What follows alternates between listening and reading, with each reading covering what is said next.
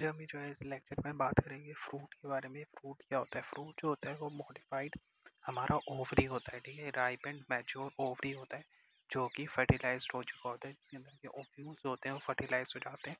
तो इसको हम ओवरी ये जो है फ्रूट बन जाता है। जो ओव्यूल्स होते हैं हमारे वो सीड बन जाते हैं और जो ओवरी होता है हमारा फ्रूट बन जाता है, ठीक है। फ्रूट में कन्वर्ट हो जाता है। ये जो है हमारे जो फ्लावरिंग प्लांट्स होते हैं एंजियोस्पर्म्स है। एंजियोस्पर्म्स की कैरेक्टरिस्टिक फीचर होती है, जो एंजियोस्पर्म्स होते हैं सिर्फ वही फ्रूट प्रोड्यूस करते हैं और कोई भी जो है फ्रूट प्रोड्यूस नहीं करते।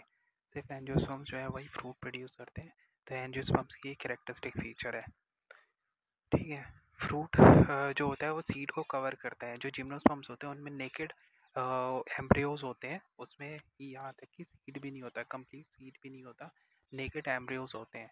बट यहाँ पे जो है हमारे पास जो है मतलब फ्रूट होते हैं और ये एंजियोस्पर्म्स में प्रेजेंट होते हैं। और विदाउट फर्टिलाइजेशन जो फ्रूट बन जाता है उसे पार्थिनोकार्पी कहते हैं। पार्थिनोकार्पिक फ्रूट कहते हैं जो बिना फर्टिलाइजेशन के बन जाता है। जैसे बनाना, बनाना जो होता है वो मोस्टली बिना फर्टिलाइजेशन के बनता है। तो ये नए फ्रूट्स जो हम जो है पार्थिनोकार्पिक कहते हैं। फॉल्स फ्रूट वो होते हैं जो ओवरी के अलावा जिसमें पार्ट जो है फ्रूट के लिए कंट्रीब्यूट करता है, फ्रूट का पार्ट हो जाता है, तो उसे हम जो है फॉल्स फ्रूट कहते हैं। जैसे एप्पल और पेयर जो होता है इसमें थैलेमस या रिसेप्टिकल का जो पार्ट है वो भी फ्रूट में इंक्लूडेड होता है। तो इसको जो है हम जो है वो कहते हैं फॉल्स फ्रूट। जो मेन फ्रूट होता है उसमें पेरिकार्प होता है और सीड होता है, ठीक है।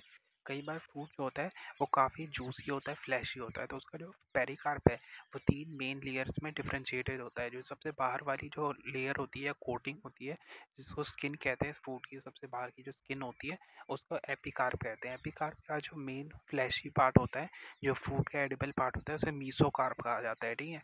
ये मीसोकार्प होता है। कई बार हमारा जो एपिकार्प होता है वो एडिबल नहीं होता, उसको हम हटा देते हैं या फिर वो उतना अच्छा नहीं लगता तो उसको हम हटा देते हैं। तो फ्रूट का स्किन होता है, जो मेन फ्लैशी पार्ट होता है फ्रूट का, वो हमारा मीसोकार्प होता है।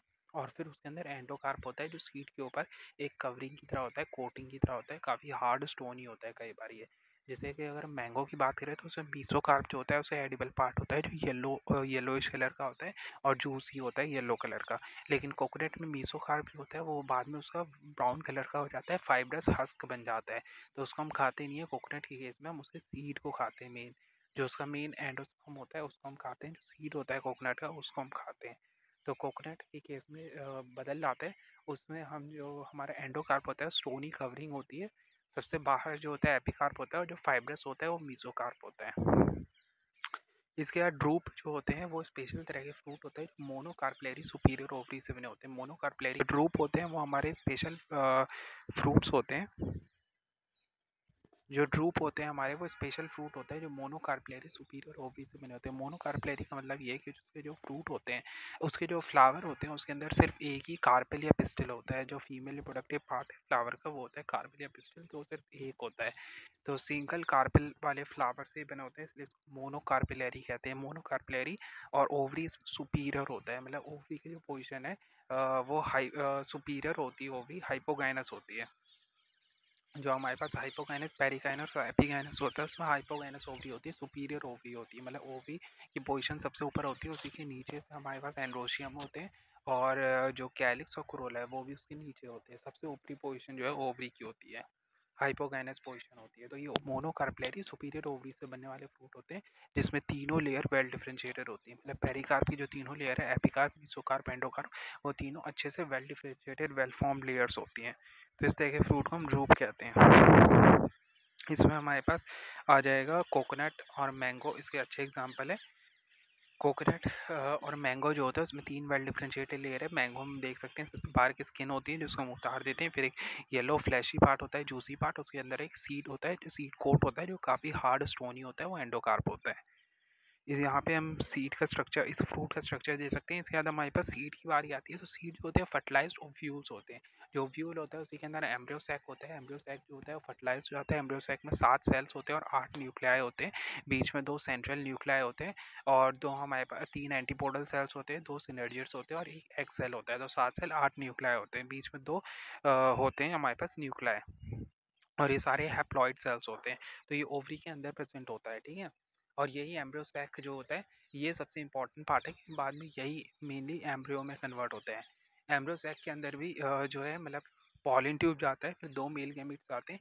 एक मेल गैमीट जो होता है वो जो बीच में हमारा 2 न्यूक्लियाई हैं, उनके सेंट्रल न्यूक्लियाई उनके साथ फ्यूज़ करता है, इसे ट्रिपल फ्यूजन कहते हैं और इससे एंडोस्पर्म का फॉर्मेशन होता है, ठीक है? इससे एंडोस्पर्म बनता है। और जो हमारे बाकी का एक मेल गैमीट है, वो जो मेन एक्सेल है उसके साथ फ्यूज़ करता है, इसे हम जो है सिंगैमी कहते हैं और इस पूरे दोनों स्टेप को हम जो है डबल फर्टिलाइजेशन कहते हैं, ठीक है? इससे जो है हमारे पास एम्ब्रियो बनता है। तो सीड इस तरीके से होता है।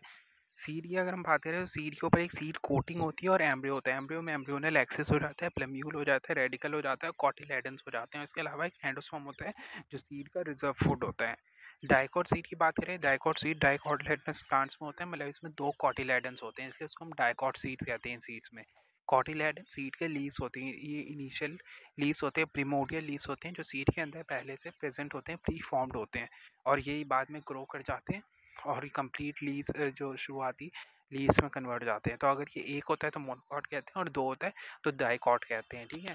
और ये फोटोसिंथेटिक होता है ऑफ्ट और ज़्यादातर ये लीव्स ये शुरुआती पहले से प्री फॉर्म्ड होते हैं और ये लीव्स में कन्वर्ट हो जाते हैं ताकि इंस्टेंटली फोटोसिंथेसिस शुरू हो जाए और एनर्जी बनने लगे, ठीक है? इसलिए प्री फॉर्म्ड जो बेबी लीव्स होते हैं वो सीड के अंदर प्रेजेंट होते हैं, ठीक है? इमेच्योर लीव्स और इसी को हम कॉटिलेडन कहते हैं। दो सीड जब सीड 2 में हम साफ उसके कॉर्डिनेट दे सकते हैं स्प्लिट करने पे, जैसे पीनट को हम देख सकते हैं, ग्राम की सीड्स को देख सकते हैं, उस तरह की सीड डाइकॉट सीड्स है। और जिसमें सिंगल कॉटिलेडन होता है, जैसे मेज हो गया, राइस हो गया, इतने ग्रास फैमिली के मेज, राइस और वीट हो गया, तो ये सारे हमारे पास मोनोकॉट सीड्स होते हैं, मोनोकॉटिलेडनस होते हैं, इनमें एक ही कॉटिलेडन होता है जिसको हम स्क्यूटेलम कहते हैं, ठीक है? और इसमें लेकिन एंडोस्पर्म होता है, काफ़ी बड़ा अच्छा खासा वेल डेवलप एंडोस्पर्म होता है जो इसका मेन एडिबल पोर्शन होता है, पार्ट होता है और ये सीड को एनर्जी प्रोवाइड करता है। डाइकॉट सीड्स में एंडोस्पर्म कंज्यूम हो जाता है, सीड डेवलपमेंट भी एंडोस्पर्म रहता नहीं है, एंडोस्पर्म प्रेजेंट नहीं होता, तो इसलिए डाइकॉट सीड्स जो होते हैं वो नॉन एंडोस्पर्मस सीड्स होते हैं ज़्यादातर, जबकि मोनोकॉट सीड्स नॉर्मली एंडोस्पर्मस होते हैं। इसमें एक एग्जाम हमारे पास एक्सेप्शन आ जाता है ऑर्किड का। ऑर्किड जो है वो हमारा जो है उसमें एंडोस्पर्म जो है प्रेजेंट नहीं होता, एंडोस्पर्म एब्सेंट होता है। तो इसके बाद अगर हम डाइकॉट सीड के स्ट्रक्चर की बात करें तो इसमें 2 लेयर्स होते हैं या फिर 2 सीड कोट होते हैं। बाहरी जो सीड कोट होता है उसको हम आउटर टेस्टा कहते हैं, बाहरी सीड कोट को हम टेस्टा कहते हैं और इनर जो सीड कोट होता है उसको टैगमैन कहा जाता है, इनर टैगमैन, ठीक है? तो टेस्टा टैगमैन 2 सीड की लेयर्स होती है, कोटिंग्स होती है, बाहर वाले को टेस्टा कहते हैं, अंदर वाले को टैगमैन कहते हैं। हाइलम जो होता है वो पॉइंट होता है जहाँ से सीड जो है वो अटैच था। अब जब वो ओवी के अंदर था तो प्लेसेंटा के साथ जहाँ पे अटैच था, जिस पॉइंट से अटैच था उस सीट पे, उस पॉइंट को हम हाइलम कहते हैं, ठीक है? तो हाइलम ही वो पॉइंट है जहाँ से वो प्लेसेंटा के साथ ओवरी के अंदर अटैच था सीड, जब वो ओव्यूल था वो सीड, तो उस पॉइंट को हम हाइलम कहते हैं, ठीक है? इसके लिए हम प्रेजेंटेशन जब टॉपिक की बात करेंगे प्रेजेंटेशन पे आएंगे तब हम इसको अच्छे से प्रेजेंटेशन कितने तरह के होते हैं, एक्साइल, पैराइटल और सेंट्रल और बेसल, वो सभी की हम बात करेंगे। तो इसके बाद होता है माइक्रोपाइल। माइक्रोपाइल एक होल या पोर होता है, पोर की तरह दिखाई देता है सीट के ऊपर, ये हाइलम के जस्ट ऊपर होता है, अबव होता है और यही वो पॉइंट था जहाँ से पॉलिन ट्यूब जो है वो अंदर क्या था, ओव्यूल के जो पॉलिन ट्यूब ओव्यूल के अंदर जाता है पॉलिन ट्यूब, जब सीड बड़ा नहीं होता है, पहले जो ओव्यूल होता है उसके अंदर पॉलिन ट्यूब जाता है, तो पॉलिन ट्यूब जो पॉइंट से जाता है, जो होल बनाते हैं, उसी को माइक्रोपाइल कहते हैं। इसके बाद है एम्ब्रियो की हम बात करें तो उसमें एक एम्ब्रियोनल एक्सिस होता है और प्लम्यूल होता है, रेडिकल होता है। प्लम्यूल बाद में शूट्स में डेवलप होता है, फ्यूचर शूट्स बनाते हैं और रेडिकल जो होता है रूट्स बनाता है, फ्यूचर रूट्स बनाता है, बाद में रूट टिप बनाते हैं।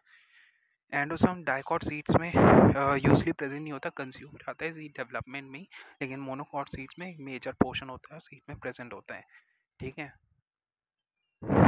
और ये ट्रिपल फ्यूजन इसमें होता है, 3 न्यूक्लियाई के फ्यूजन से बना होता है, इसलिए ट्रिप्लॉइड होते हैं एंडोसोम।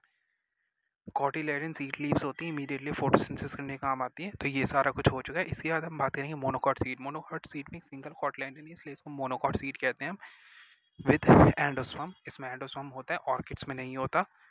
ऑर्किड मोनोकॉट है लेकिन एंडोस्पर्म नहीं है। सीड कोट इसमें टाइटली फ्यूज होता है, बहुत अच्छे से फ्यूज होता है, उतारना इतना आसान नहीं होता। अगर हम ग्राम को अगर हम या पीनट्स को देखें तो बहुत ईजिली सीड कोट उसमें से निकल जाता है, ठीक है?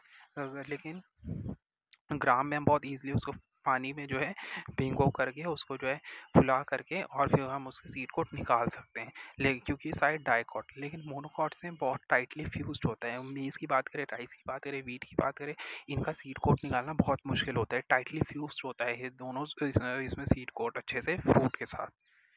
तो सीड कोट टाइटली फ्यूज्ड होता है फ्रूट वॉल के साथ, ठीक है। कवरिंग ऑफ द एंडोस्पर्म की जो कवरिंग होती है उसको एल्यूरॉन लेयर कहा जाता है। एंडोस्पर्म के ऊपर जो लेयर होती है लास्ट सेल्स की, उसे एल्यूरॉन कहते हैं। ये भी ट्रिप्लॉइड सेल्स होते हैं, रिच इन प्रोटीन होते हैं। सिंगल कॉटलेडन होता है जिसको स्क्यूटेलम कहते हैं। इसका काम यहाँ पे थोड़ा अलग होता है, ये लीव्स नहीं बनाता, ये न्यूट्रिएंट्स को एब्जॉर्ब करता है एंडोस्पर्म में ड्यूरिंग द सीड डेवलपमेंट और उसको एम्ब्रियो को प्रोवाइड करता है। तो यहाँ स्क्यूटेलम का काम थोड़ा सा चेंज हो जाता है। कोलियोप्टाइल जो होता है वो प्लम्यूल की कवरिंग को कहते हैं। जो शूट टिप्स बाद में बनेंगे उसके ऊपर जो कवरिंग या शीट होती है उसी को प्लम्यूल, उसी को हम कोलियोप्टाइल कहते हैं। और इसी तरह कोलियोराइजा होता है जो रूट टिप जो बाद में बनेगा फ्यूज जो हमारा होता है रेडिकल, तो उसके ऊपर जो कवरिंग या शीट होती है, ठीक है, रेडिकल के ऊपर, जो रेडिकल बाद में रूट टिप्स में डेवलप होता है, तो रेडिकल के ऊपर जो शीट होती है उसी को कोलियोराइजा कहते हैं। तो यहाँ पे हम स्ट्रक्चर देख सकते हैं एंडोस्पर्म में, उसके ऊपर सीड वॉल और फ्रूट वॉल दोनों टाइटली फ्यूज्ड है। पहले फ्रूट वॉल है, उसी के ऊपर सीड वॉल है, दोनों टाइटली चिपके हुए हैं। और उसके बाद एल्यूरॉन लेयर है, ठीक है। हमारे पास प्रोटीन वाली जो लेयर है ट्रिपल मतलब यहाँ पे वो ट्रिप्लॉइड सेल्स की। उसके बाद स्क्यूटेलम है, सिंगल कॉटलेडन। उसके बाद कॉटलेडन के अंदर ही यहाँ पे एम्बेडेड है हमारा एम्ब्रियो, जिसमें हमारे पास कोलियोप्टाइल है, फिर कोलियोराइजा है। कोलियोराइजा के अंदर रेडिकल है, कोलियोप्टाइल जो है उसके अंदर प्लम्ब्यूल है। तो इस तरह से हमारा जो है ये कंप्लीट होता है। इसके बाद हम नेक्स्ट टॉपिक बात करेंगे प्लेसेंटेशन के बारे में। प्लेसेंटा जो फ्रूट्स में मतलब ओफ्यूल्स के कितने तरह के प्लेसेंटेशंस होते हैं।